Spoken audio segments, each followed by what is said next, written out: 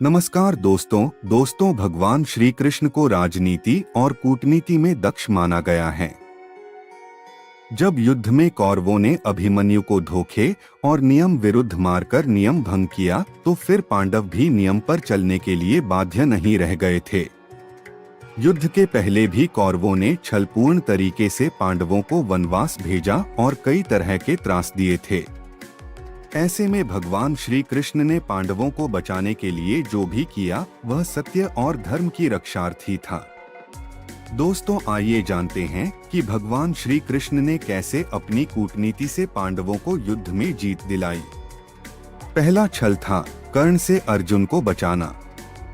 भगवान कृष्ण और अर्जुन के पिता देवराज इंद्र यह भली भांति जानते थे कि जब तक कर्ण के पास उसका कवच और कुंडल है तब तक उसे कोई नहीं मार सकता।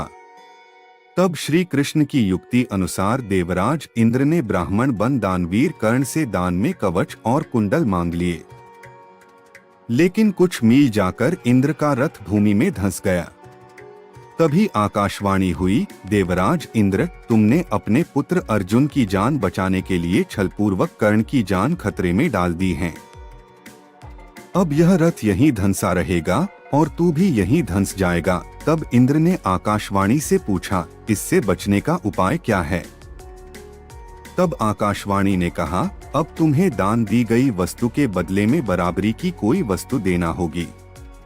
तब इंद्र वे फिर से कर्ण के पास गए और उन्होंने कवच और कुंडल वापस देने को कहा, लेकिन कर्ण ने लेने से इनकार कर दिया। तब इंद्र ने उन्हें अपना अमोघ अस्त्र देकर कहा कि यह तुम जिस पर भी चलाओगे वह मृत्यु को प्राप्त होगा, लेकिन तुम इसका इस्तेमाल एक बार ही कर सकते हो। युद्ध में जब घटोत्कच ने कौरवों की सेना को कुचलना शुरू किया तो दुर्योधन घबरा गया और ऐसे में उसे समझ नहीं आ रहा था कि क्या करें। तब कृष्ण ने कर्ण से कहा कि आपके पास तो अमोघ अस्त्र हैं, जिसके प्रयोग से कोई बच नहीं सकता, तो आप उसे क्यों नहीं चलाते? कर्ण कहने लगा, नहीं, ये अस्त्र तो मैंने अर्जुन के लिए बचा कर रखा है। तब श्री कृष्ण कहते हैं कि अर्जुन पर तो तुम तब चलाओगे जब ये कौरव सेना बचेगी, ये दुर्योधन बचेगा। जब ये सभी घटोत्कच के हाथों मारे जाएंगे तो फिर उस अस्त्र के चलाने का क्या फायदा? दुर्योधन को ये बात समझ में आती है और वह कर्ण से अमोघ अस्त्र चलाने की जिद करता है। कर्ण मजबूरन वह अमोघ अस्त्र घटोत्कच के ऊपर चला देता है। इस तरह भगवान श्री कृष्ण अर्जुन को बचा लेते हैं। दूसरा छल था दुर्योधन का शरीर वज्र बनने नहीं देना। यदि दुर्योधन का संपूर्ण शरीर वज्र के समान बन जाता तो फिर उसका कोई कुछ नहीं बिगाड़ सकता था। दरअसल दुर्योधन की माता गांधारी ने अपने पुत्र को अपने पास नग्न अवस्था में बुलाया था ताकि वह अपनी आंखों के तेज से अपने पुत्र का शरीर वज्र के समान कठोर कर दें। माता की आज्ञा का पालन करने के लिए दुर्योधन भी नग्न अवस्था में ही जा रहा था। तभी रास्ते में श्री कृष्ण ने दुर्योधन को रोककर कहा कि इस अवस्था में माता के सामने जाओगे तो तुम्हें शर्म नहीं आएगी?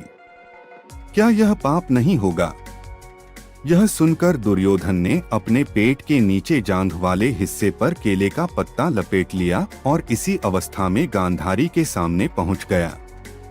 गांधारी ने अपनी आंखों पर बंधी पट्टी खोलकर दुर्योधन के शरीर पर दिव्य दृष्टि डाली। इस दिव्य दृष्टि के प्रभाव से दुर्योधन की जांघ के अलावा पूरा शरीर लोहे के समान हो गया। युद्ध में भीम ने दुर्योधन की जांघ उखाड़कर फेंक दी थी, जिसके चलते उसकी मृत्यु हो गई थी। तीसरा छल था भीष्म को शरशय्या मिलाना। महाभारत के युद्ध में भीष्म पितामह कौरवों की तरफ से सेनापति थे। भीष्म ने 8 दिन तक घोर युद्ध करते हुए पांडवों की सेना का मनोबल तोड़ दिया था। 9वें दिन भयंकर युद्ध हुआ, जिसके चलते भीष्म ने बहादुरी दिखाते हुए अर्जुन को घायल कर उनके रथ को जर्जर कर दिया। कृष्ण के लिए यह घोर चिंता का विषय था।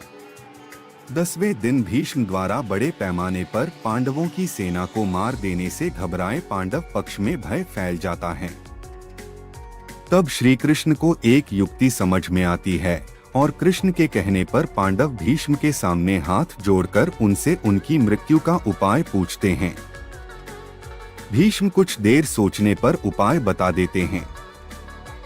दरअसल भीष्म ने अपनी मृत्यु का रहस्य यह बताया था कि वे किसी नपुंसक व्यक्ति के समक्ष हथियार नहीं उठाएंगे।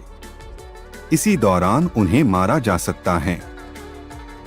इस नीति के तरह युद्ध में भीष्म के सामने शिखंडी को उतारा जाता है। शिखंडी पूर्ण पुरुष नहीं था। भीष्म इन्हें स्त्री मानते थे क्योंकि वह पूर्व जन्म में अम्बा थी। और उसी दौरान भीष्म को अर्जुन तीरों से छेद देते हैं। वे कराहते हुए नीचे गिर पड़ते हैं और भीष्म बाणों की शरशया पर लेट जाते हैं।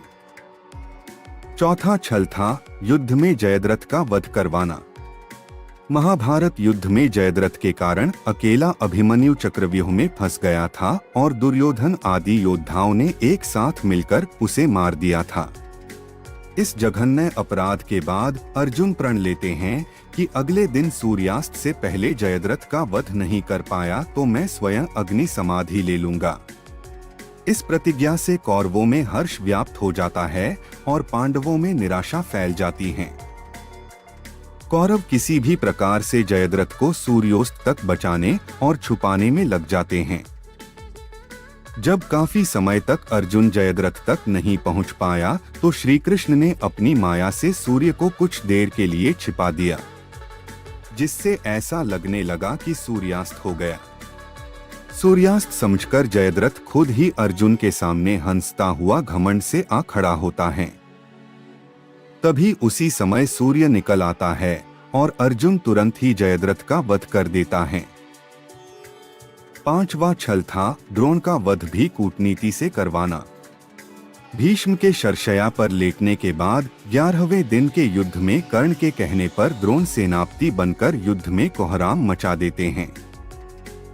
अश्वत्थामा और पिता द्रोण की संहारक शक्ति के बढ़ते जाने से पांडवों के खेमे में दहशत फैल जाती है।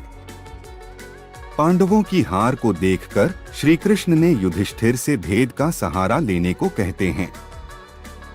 इस योजना के तहत युद्ध में यह बात फैला दी गई कि अश्वत्थामा मारा गया, लेकिन युधिष्ठिर झूठ बोलने को तैयार नहीं थे।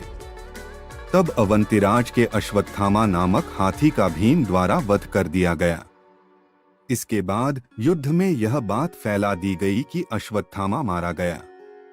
जब गुरु द्रोणाचार्य ने धर्मराज युधिष्ठिर से अश्वत्थामा के मारे जाने की सत्यता जानना चाही तो उन्होंने जवाब दिया, अश्वत्थामा मारा गया, परंतु हाथी। श्री कृष्ण ने उसी समय शंखनाद किया, जिसके शोर के चलते गुरु द्रोणाचार्य आखिरी शब्द हाथी नहीं सुन पाए और उन्होंने समझा मेरा पुत्र मारा गया।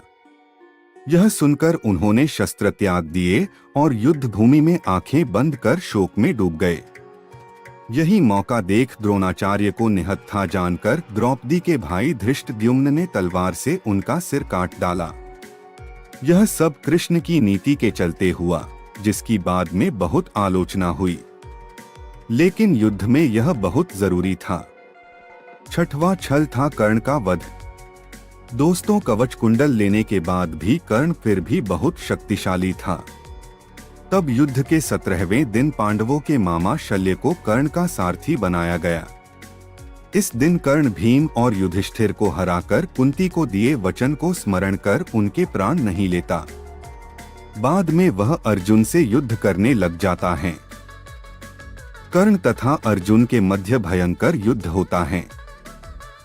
तभी अचानक कर्ण के रथ का पहिया भूमि में धंस जाता है।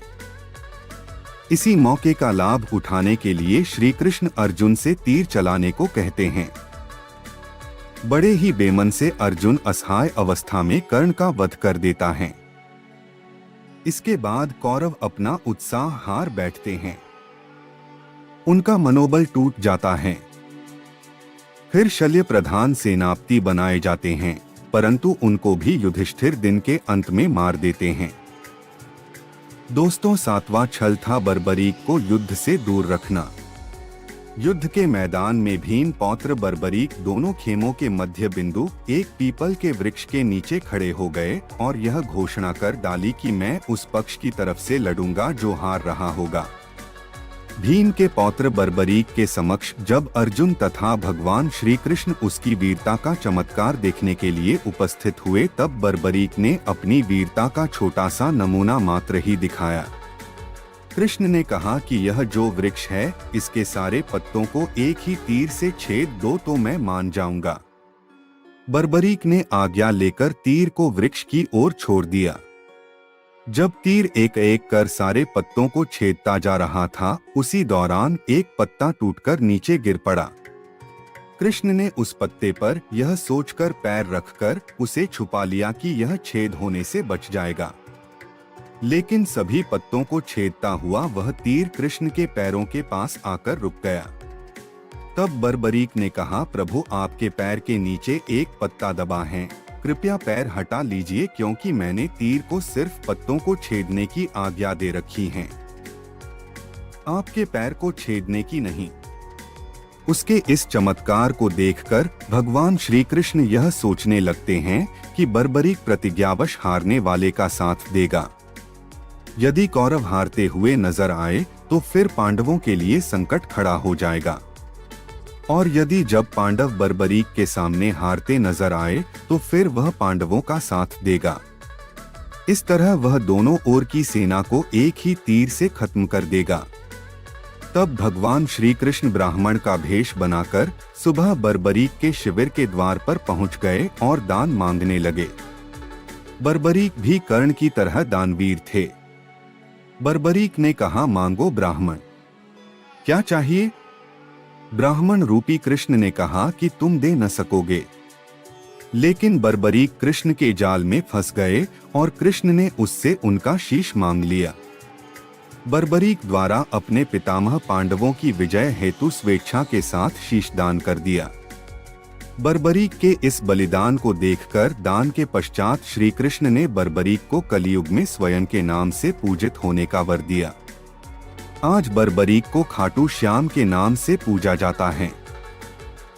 जहां श्री कृष्ण ने उसका शीश रखा था, उस स्थान का नाम खाटू है। दोस्तों, इस प्रकार श्री कृष्ण के छल, कूटनीति और राजनीतिज्ञ नीति ने पांडवों को युद्ध में जीत दिलाई।